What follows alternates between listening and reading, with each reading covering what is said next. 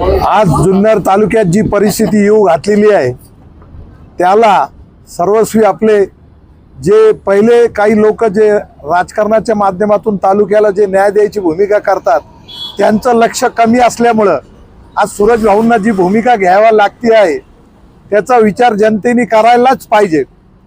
आता देश एका साईडला चाललाय, देशाचे सर्व नेते एका साईडला चाललेत, सर्व नेत्यांना अदानींनी विकत घेतलेलं आहे। थोडक्यात देशाच्या फक्त एकमेव देशात राहुल गांधी हाच अदानीला विरोध करत आहे अख्ख्या देशात।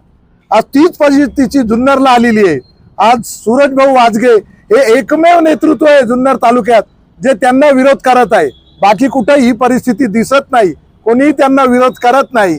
आणि जे जंतर मंतरवरतून जी परिस्थिती आज देशाला सुरुवात झाली, जो सरकार 12-15 वर्ष लोकांना मोजत नव्हतं, लातांनी उडवायची भाषा करत होते, आज ते जमिनीवर आले। त्याचं कारण असं आहे का युवक शक्ती एकवटली आणि त्याच्यामुळे हे सर्व कार्य आज चांगलं होत चाललंय देशात।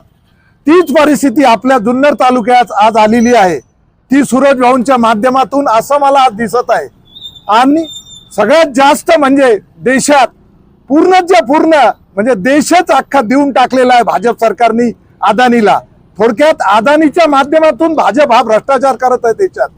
या भ्रष्टाचाराला आणि या अदानीला कुठेतरी गाडण्यासाठी सर्वांनी सूरज भाऊंच्या मागे येऊन जुन्नर तालुक्याची परिस्थिती कशी चांगली राहील आणि जो आपला निसर्ग आहे, आता तांबे साहेबांनी सगळं सांगितलेलंच आहे का आमची भी विनंती तीच आहे। आणि त्यांच्या मागे काँग्रेस पक्ष हा पूर्ण हिरारीने त्यांच्या मागे वार्ताहरांच्या माध्यमातून सांगतो जुन्नर तालुका काँग्रेस हा पक्ष त्यांना पाठिंबा देत आहे व आमचे सर्व कार्यकर्ते त्यांच्या संग राहणार आहे। एवढं सांगतो, थांबतो। जय हिंद, जय महाराज।